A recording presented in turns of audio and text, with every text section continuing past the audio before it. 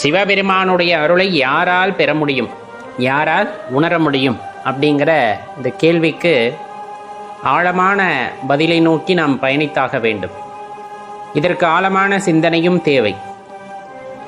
யாராலும் காண முடியாத பருப்பொருள் அப்படின்னு சொல்லப்படும். யாராலும் அறிந்து கொள்ள முடியாத சூக்ஷமம் அப்படின்னு சொல்லுவோம்.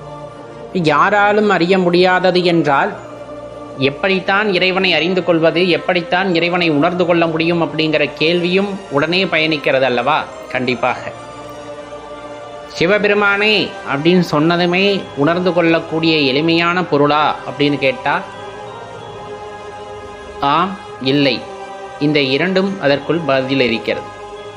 யாராலும் உணர்ந்து கொள்ள முடியாது என்கிறார்களே, யாராலும் உணர்ந்து கொள்ள முடியாதவராக இருப்பின் நம்மால் காண முடியுமா அப்படின்னா ஆம், இல்லை என்ற இரண்டு விடையுமே அதற்கு பொருத்தமாக இருக்கும். இது என்ன குழப்பமாக இருக்கிறது அப்படிங்கிற அந்த கேள்வியும் தொடர்ந்து பயணிக்கும். நன்றாக உணர்ந்து கொள்ள வேண்டும். அவன் அழகை பற்றி சொல்ல முடியுமா அப்படின்னு கேட்டால் அழகை பற்றி கண்டிப்பாக நம்மால் வர்ணிக்கவே முடியாது. அழகு என்றால் நிறத்தை கொண்டு கூறுவதா, குணத்தை கொண்டு கூறுவதா, அவன் உடல் வாகவை கொண்டு கூறுவதா, உடல் என்பது உள்ளதா, ஓருருவம் உடையவனா, இது மாதிரி பல கேள்விகள் அங்கு அடுக்கிக் கொண்டே போக முடியும். அதே போல அவன் கருணையை பற்றி கூற முடியுமா அப்படின்னா, கருணையே வடிவமானவனை அவன் கருணையை பற்றி எடுத்துரைப்பது என்றால் நாம் எப்படிப்பட்டவர்களாக இருக்க வேண்டும், நம்மால் அவருடைய கருணையை உணர்ந்து கொள்ள முடியுமா அப்படிங்கிற கேள்வியும் அதனுள்ளே பயணித்து வருகின்றது. அவர் அன்பை பற்றி சொல்ல வேண்டுமா, அவரை பற்றி உணர்ந்து கொள்ள முடியுமா, அவரை என்னவென்று சொல்வது, எத்தன்மை அவன் என்று கூறுவது, ஓருருவமுடையவனா, ஓர்குணம் உள்ளவனா, ஆதி உடையவனா, அந்தமுடையவனா, இந்த மாதிரி பல கேள்விகளை அடுக்கிக் கொண்டே போனால் நமக்கு தெரிவது இதற்கெல்லாம் அப்பாற்பட்டவர் ஈசன், இதற்கெல்லாம் அப்பாற்பட்டது அந்த சிவம் அப்படிங்கிற ஒரு பேராற்றல், பரபிரம்மம் அப்படின்னு சொல்லுவோம்ல. அப்படிப்பட்ட அந்த பேராற்றலை உணர்ந்து கொள்வது அப்படிங்கிறது அவ்வளவு எளிமையானதா அப்படின்னா எளிமையானதும் கூட, அவ்வளவு கடினமானதா அப்படின்னா கடுமையானதும் கூட. பிறகு எவ்வாறு அவரை உணர்ந்து கொள்ள முடியும், நம்மால் உணர்ந்து கொள்ள முடியுமா முடியாதா, முடியாது என்றால் எதற்காக அவரை வழியோட வேண்டும், இந்த மாதிரி நிறைய கேள்விகள் நம் மனதினுள்ளே தோன்றிக்கொண்டே இருக்கும். கண்டிப்பாக தெரிந்து கொள்வது அவ்வளவு எளிதான விஷயமும் அல்ல. சிவபெருமானை உணர்ந்து கொள்வது அவ்வளவு எளிதான விஷயமும் அல்ல. மிகவும் கடுமையானதனை வைத்துக் கொள்ளலாம், ஆனால் கடுமையானதும் அல்ல.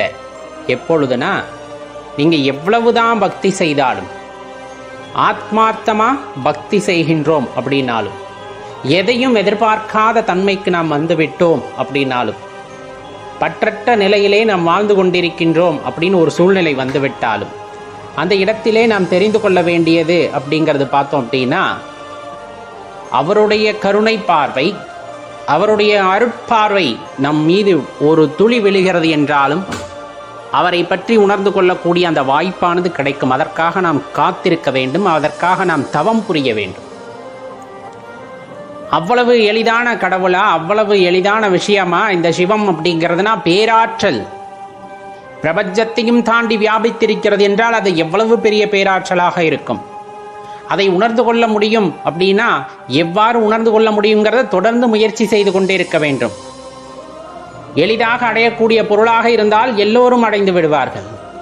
கடுமையானதாக இருந்தால் யாராலும் அடைந்திருக்க முடியாது. ஆனால் அடைந்திருக்கிறார்கள் என்னும் பொழுது அவர்கள் மீது இறைவன் காட்டி அந்த கருணை பார்வை அப்படிங்கிறது, அவன் அருளாலே அவன் தாள் வணங்கி அப்படிம்பாங்க, அவன் அருளாலே அவன் தாள் வணங்கி அப்படிம்பாங்க. அவனுடைய அருள் இருந்தால் இது சாத்தியமாகும், இறைவனை உணர்ந்து கொள்வது சாத்தியமாகும். அப்பொழுது நாம் பக்தி செய்கின்றோம், நாம ஜபம் செய்கின்றோம், இன்னதென்று பாராத அடியவர்களுக்கு உதவுகின்றோம், உலக மக்கள் யாவரையும் ஓர் உயிராக நினைக்கின்றோம், என்னுயிராக நினைக்கின்றோம். அப்படிங்கும் போது முதல் படியை நாம் தொட்டுவிட்டோம் என்பதுதான் அதனிலே பெரிய அர்த்தமாகின்றது. அதன் பிறகு இறைவனின் கருணை பார்வைக்காக நாம் காத்திருக்க வேண்டும். கண்டிப்பாக இவ்விஷயங்களை நாம் மீண்டும் மீண்டும் செய்து கொண்டிருக்க வேண்டும். அவரை போற்றி பாடுதல், அவருடைய நாம ஜபம் செய்தல், பற்றற்று வாழ்ந்திருத்தல், எல்லா உயிர்களையும் ஓர் உயிராக நினைத்திருத்தல், இப்படிங்கிற அந்த படிநிலைகளை நாம் மீண்டும் மீண்டும் கடந்து கொண்டே இருக்கும் பொழுது கண்டிப்பாக இறைவனுடைய அந்த கருணை பார்வையானது நம் மீது விழும். அந்த விழுகின்ற ஒரு நொடி இறைவனை நாம் உணர்ந்து கொள்ளக்கூடிய அற்புதமான தருணமாக இருக்கும் என்றால் அதில் எந்த மிகையும் அல்ல. எப்படிப்பட்ட உணர்வாக இருக்கும்! இறைவனை உணர்ந்து கொள்ளக்கூடிய அந்த நிமிடம், இறைவனிடம் கிடைக்கக்கூடிய அந்த கருணை எப்படிப்பட்டதாக இருக்கும்! அளவில் சொல்ல முடியாததாக இருக்கும். தாயின் மடியிலே நாம் கிடக்கும் போது கிடைத்த அந்த அன்பை விட மேலானதாக இருக்கும். தந்தையின் மார்பிலே நாம் சாய்ந்திருந்த போது கிடைத்த அரவணைப்பை விட அது சிறந்ததாக இருக்கும். இந்த சுற்றம் உலகத்தார் எல்லாம் நமக்கு கை கொடுத்து தைரியத்தை கொடுத்தார்களே, அந்த தைரியத்தை விட அதிகமானதாக இருக்கும். அப்படி என்றால் அவருடைய கருணை எப்படிப்பட்டதாக இருக்கும்! அவருடைய ஆற்றல் எப்படிப்பட்டதாக இருக்கும்! அந்த சிவம் என்பது எப்பேற்பட்ட நிலைகளை கடந்திருப்பதாக இருக்கும் என்று யோசித்து பாருங்கள். அனைவருக்கும் கிடைத்துவிட்டது அந்த அற்புதமான வாய்ப்பு என்றால் யாருக்கும் கிடைக்காமலும் போகவில்லை அப்படிங்கிற அந்த விஷயத்தை நாம் சேர்த்து கொள்ள வேண்டும். ஏன்னா இன்றைய காலகட்டத்தில் எல்லாம் உடனடியாக கிடைத்துவிட வேண்டும் என்ற எண்ணம் இருக்கிறது. உடனடியாக ஒரே நாளில், ஒரே மாதத்தில், ஒரே வருடத்தில் இப்படிங்கிற மாதிரியே மனது வந்துட்டு அதை எதிர்பார்க்கிறது. அதை எதிர்பார்த்தது ஒரே நாளில் கிடைத்து விட்டால் அதற்கு பிறகு நாம் அதை எப்படி கையாள்வோம் அப்படிங்கிறத யோசித்து பார்க்கணும். எந்த ஒரு பொருளாகட்டும் நீங்கள் கேட்டதுமே ஒரே நாளில் கிடைத்து விட்டால் அதற்காக நாம் கொடுக்கக்கூடிய மதிப்பு என்னவாக இருக்கும்?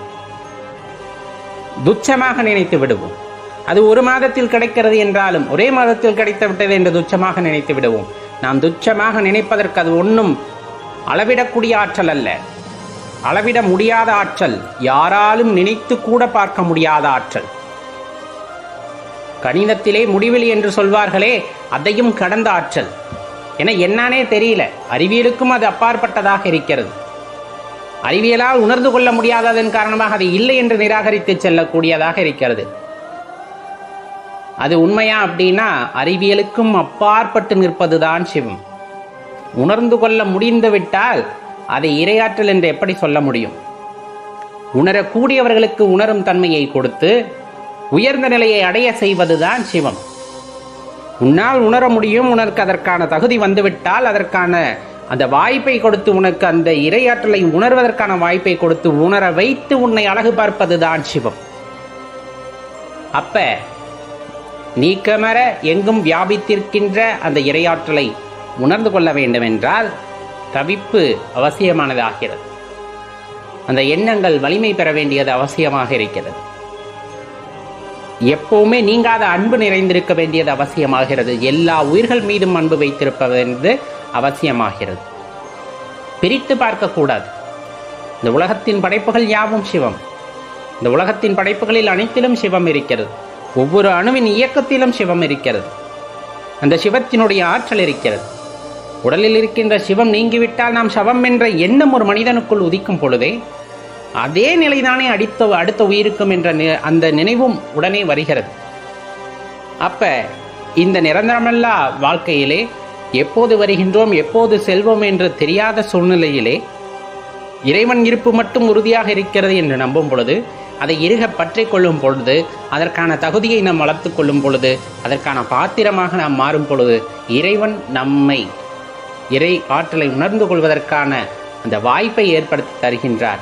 அப்பொழுதுதான் நாம் எல்லாம் அந்த இறைவனை உணர்ந்து கொள்ள முடிகிறது. அவன் அருளாலே அவன் தாள் வணங்கி